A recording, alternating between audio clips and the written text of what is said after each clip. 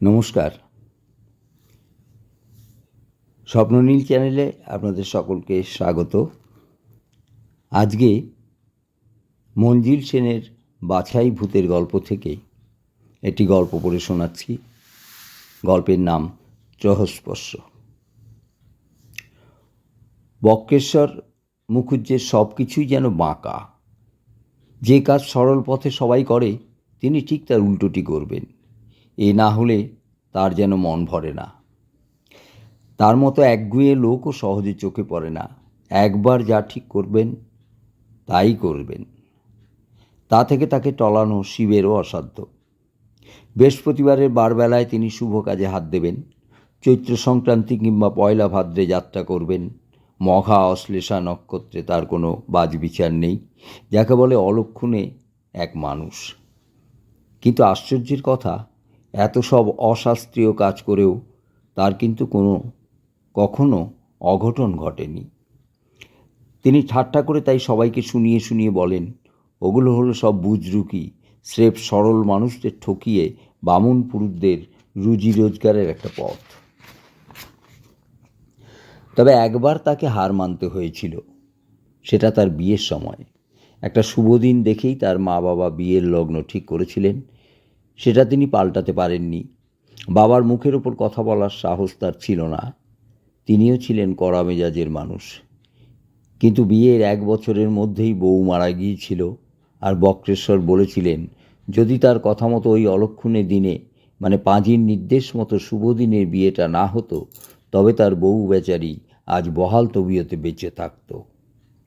এসব নিয়ম মানার ব্যাপারে তার এত ঘেন্না এসে গেছিল যে দ্বিতীয়বার বিয়ে করার কথা তিনি মুখেও আনেননি। 40টা বছর তো এইভাবেই কাটিয়ে দিলেন। সেই বক্রেশ্বরবাবুই জীবনে একটা দারুণ অঘটন ঘটে গেল। পাঁজিতে যাত্রা নাস্তি এমন একটা রহস্যস্পর্শ দিনক্ষণ দেখে তিনি আসানসোলের কাছে একটা জায়গায় রওনা দিলেন। ওখানে তার পুরনো বন্ধু অনাদি চাটুর্যে অনেকটা জায়গা জমি নিয়ে পোলট্রি খুলে বসেছেন। ভালো ব্যবসা। বক্রেশ্বরবাবুকে মাঝে মাঝেই তিনি চিঠি লেখেন ওখানে যাবার জন্য। এমনকি লেঘর্ন মুরগির মাংস খাওয়াবো এই লোভও দেখিয়েছেন। এতদিন যাই যাব করে যাওয়া হয়ে ওঠেনি। ইদানিং শরীরটা ভালো যাচ্ছিল না, খিদে হয় না। ডাক্তারবাবু কিছুদিনের জন্য বাইরে কোথাও চেঞ্জে যাবার পরামর্শ দিয়েছিলেন। লেঘর্নের মাংসের খিদেটা যদি আবার চারা দিয়ে ওঠে, তবে রোগটাও সারবে। বক্রেশ্বরবাবু যখন ট্রেন থেকে নামলেন, তখন সন্ধে পেরিয়ে গেছে। আসানসোলের পরে ছোট্ট একটা স্টেশন। সেখানে মেল ট্রেন থামে না, তাই একটা প্যাসেঞ্জার ট্রেনেই আসতে হয়েছিল। বাইরে বেরিয়ে কোনো সাইকেল, রিক্সা বা অন্য কোনো গাড়ি তার চোখে পড়ল না। একটু মুশকিলেই পড়লেন। মনে পড়ল, অনাদি চিঠিতে লিখেছিলেন স্টেশন থেকে সোজা পথ ধরে কিছুটা গেলেই একটা দুমুখী রাস্তার মোড়ে এসে পড়বে। ডানহাতি রাস্তা ধরে তাকে যেতে হবে। মাইল 2-2.5 মতো দূরত্ব। ওইটুকু তিনি হেঁটেই চলে যেতে পারবেন। সঙ্গে একটা টর্চ থাকা উচিত ছিল। খুব ভুল হয়ে গেছে। ছোট সুটকেসটা হাতে নিয়ে তিনি হাঁটা দিলেন। পথে লোকজন চোখে পড়ল না। ঘুটঘুটে অন্ধকার। সন্ধে থেকে অমাবস্যা পড়বে জেনেও যাত্রা করবার অসুবিধেটা এই প্রথম হাড়ে হাড়ে টের পেলেন বক্রেশ্বরবাবু। কিন্তু সহজে দমবার পাত্র তিনি নন।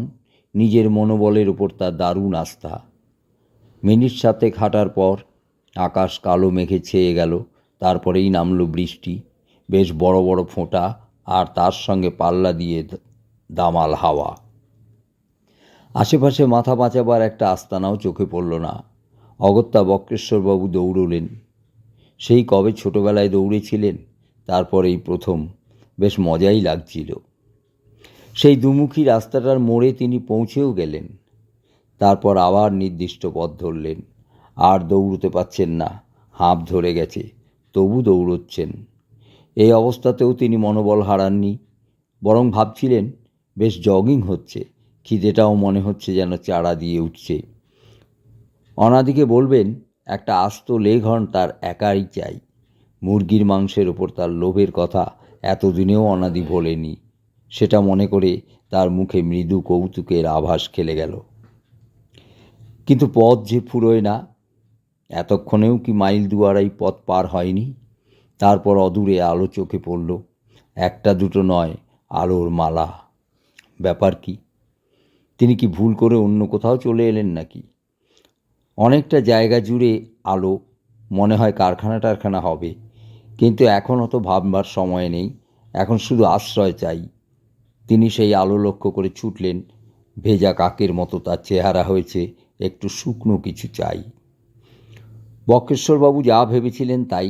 অনেকটা জায়গা জুড়ে দেয়াল ঘেরা মস্ত এক লোহার গেট, সেখানে পাহারাদার দাঁড়িয়ে আছে। চারদিকে আলো, সেই আলোর চোখে পড়ল ডাঁই করা কয়লা। তবে কি এটা কোল মাইন? আসানসোল কয়লা খনি অঞ্চল বলেই তিনি জানেন, হয়তো এটা তারই একটা। তিনি একটি ইতস্তত করলেন, পাহারাদার কি তাকে ভেতরে ঢুকতে দেবে? হয়তো এসব জায়গায় সাধারণের প্রবেশ অধিকার নেই, কিন্তু এখন তার আশ্রয় চাই। অত সব ভাবলে চলবে না। বুক ঠুকে তিনি গেটের দিকে এগিয়ে গেলেন। আশ্চর্য, দারোয়ান তাকে বাধা দিল না। হয়তো তার পোশাক দেখে ভেবেছে ওখানকার কোনো অফিসার। একটু এগোতেই চোখে পড়ল কুলি কামিনরা মাথায় করে ঝুড়ি ভরা কয়লা বয়ে আনছে। লরি বোঝাই হয়ে কয়লা, একটা ক্রেনও চোখে পড়ল। খানিকটা দূরে ঘটাং ঘটাং শব্দ হচ্ছে, বোধহয় খনি থেকে কয়লা তোলা হচ্ছে। বাঁদিকে ছোট অফিসের মতো একটা ঘর দেখে তিনি ঢুকে পড়লেন।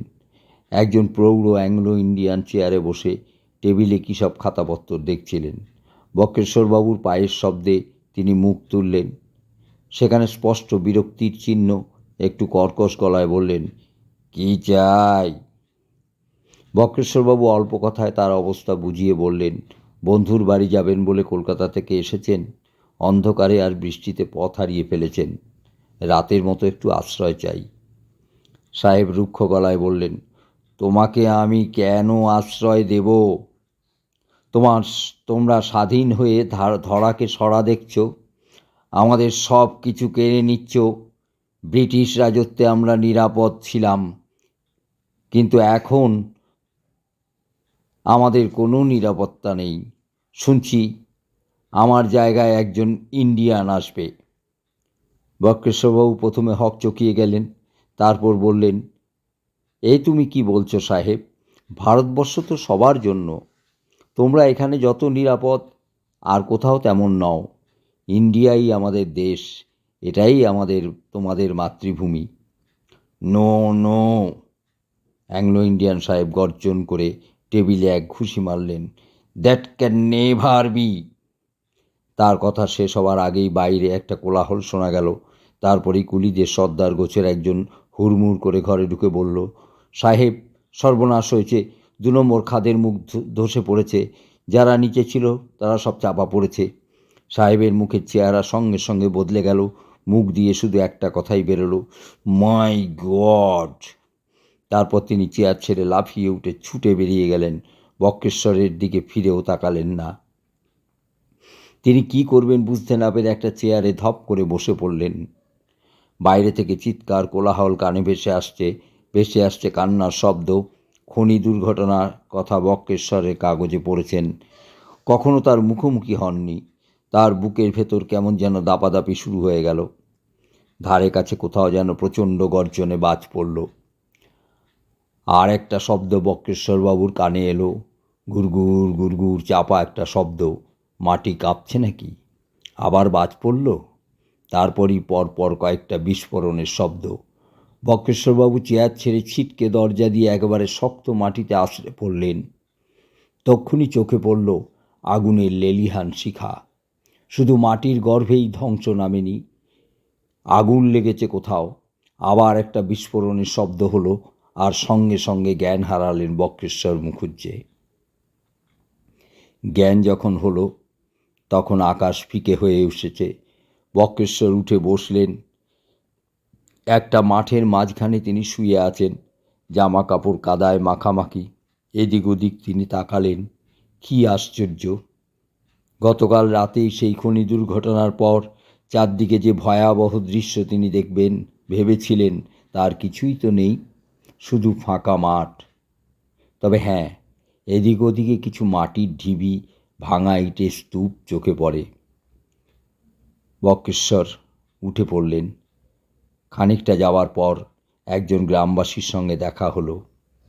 তাকে গন্তব্যস্থলে কথা বলতেই সে বলল তিনি উল্টো পথে এসেছেন। তারপর তার পোশাকের দিকে তাকিয়ে বলল, কি ব্যাপার বাবু, কাদায় পড়ে গেছিলেন নাকি? হ্যাঁ, রাত্রে ঠাউর পাইনি, বক্রেশ্বর জবাব দিলেন। তারপরই প্রশ্ন করলেন, আচ্ছা, এখানে কি আগে কয়লা খনি ছিল? হ্যাঁ, সে তো অনেক বছর আগের কথা, লোকটি অবাক হয়ে বলল। একটা ভীষণ দুর্ঘটনায় সব ধ্বংস হয়ে গেছে। কত লোক যে মরেছে তার হিসেব নেই।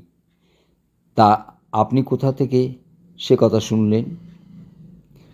আমাকে শুধোচ্ছেন কেন? অমনি বক্রেশ্বরবাবু জবাব দিলেন, সমস্ত ব্যাপারটা তার কাছে একটু একটু করে স্বচ্ছ হয়ে আসছে। এবার আর অনাদি চাটুর্যের বাড়ি পৌঁছতে তার অসুবিধে হলো না। আসলে অন্ধকার আর বৃষ্টিতে ডান হাতি রাস্তাটা বুঝতে পারেননি, বাঁ দিকের পথ ধরেছিলেন, তাই এই বিপত্তি। অনাদি চাটুর্যে তার অবস্থা দেখে চোখ কপালে তুললেন। এ কী কাণ্ড! আমাকে আগে জানালে স্টেশনে থাকতাম, এমন আছাড় খেলে কোথায়? পরে কথা হবে। বক্রেশ্বর মৃদু হাসলেন। সারা রাত এই ভেজা আর কাদামাখা পোশাক পরে আছি, নিউমোনিয়া না ধরে? ঈষদুষ্ণ গরম জলে খানিকটা ইউক্যালিপটাস অয়েল ঢেলে স্নান করতেই শরীরটা চাঙ্গা হয়ে উঠল। খিদেও পেয়েছে প্রচণ্ড। চাটুর্যে-গিন্নি চটপট গরম গরম ফুলকো লুচি, আলু ভাজা আর ডবল ডিমের মামলেট বানিয়ে আনলেন। চাটুর্যের মুখেই বক্রেশ্বরবাবু শুনলেন, ওই খনিতে দুর্ঘটনা ঘটেছিল 1948 সালে, স্বাধীনতা পাবার ঠিক পরেই। আগে ওটার মালিকানা ছিল এক ইংরেজ কোম্পানির। স্বাধীনতার পর এক মারোয়ারি ভদ্রলোক কিনে নিয়েছিলেন। এক অ্যাংলো ইন্ডিয়ান সাহেব ম্যানেজার ছিলেন, খুব কাজের লোক, অনেক দিন ধরে ছিলেন। কিন্তু দেশ স্বাধীন হবার পর তিনি নিজের ভবিষ্যৎ সম্বন্ধে শঙ্কিত হয়ে পড়েছিলেন। নিজেকে তিনি শাসক গোষ্ঠীর বলে মনে করতেন, কিছুতেই পরিবর্তিত অবস্থার সঙ্গে মানিয়ে নিতে পারছিলেন না। শোনা যায় ভারতীয় মালিকের সঙ্গে তার বোন ছিল না। তারপরেই এক রাতে ঘটেছিল ওই ভয়াবহ দুর্ঘটনা। কয়লা খনির ইতিহাসে অমন দুর্ঘটনা বিরল। দেশ বিদেশের কাগজে এ নিয়ে খুব লেখালেখি হয়েছিল। কী করে যে বিস্ফোরণ ঘটেছিল জানা যায়নি। সম্পূর্ণ খনিটাই ধ্বংসস্তূপে পরিণত হয়েছিল। কেউ কেউ এমন কথাও বলেছিলেন যে ম্যানেজারই ইচ্ছে করে ওই দুর্ঘটনা ঘটিয়েছিল। আরও একটা কথা জানতে পারলেন বক্রেশ্বরবাবু, 1948-এর 13ই জুনের রাতে ঘটেছিল ওই দুর্ঘটনা, আর গতকাল ছিল সেই 13ই জুন। কাহিনী শেষ করে অনাদি চাটুর্য বললেন, তোমার যত সব অনাচ্ছিষ্টি কাণ্ড, কাল ছিল ঘোর অমাবস্যা, তাই অশ্লেষা অমন খারাপ দিনে রওনা দিতে আছে? আমার তো ভাবতেই গায়ে কাঁটা দিয়ে উঠছে। কেন? বক্রেশ্বর মুখুজ্জে অবাক হয়ে বললেন, পৃথিবীর কোটি কোটি মানুষ গতকাল এক জায়গা থেকে আরেক জায়গায়, এক দেশ থেকে আরেক দেশে যায়নি? সবাই কি পাজি পুঁথি থেকে ঘরে বসেছিল? কিন্তু একটা ব্যাপার তিনি নিঃসন্দেহে, অ্যাংলো ইন্ডিয়ান সাহেব ওই দুর্ঘটনার জন্য দায়ী নন। নিজের চোখে তিনি দেখেছেন। দুর্ঘটনার কথা শুনে তার চোখ মুখ কেমন উদ্বেগ ফুটে উঠেছিল। নিজের প্রাণের মায়া না করে ছুটে গিয়েছিলেন তিনি। সাহেব কি সেটাই প্রমাণ করতে চেয়েছিলেন? গল্পটা এখানেই শেষ। কেমন লাগলো আপনারা অবশ্যই কমেন্ট করে জানাবেন। আমাদের চ্যানেলটিকে লাইক, শেয়ার ও সাবস্ক্রাইব করতে ভুলবেন না। পাশে থাকা বেল আইকনটা ক্লিক করে আমাদের পরবর্তী ভিডিওগুলো যাতে সহজেই আপনাদের কাছে পৌঁছে যায় সেই ব্যবস্থা করলে বাধিত হব। ধন্যবাদ।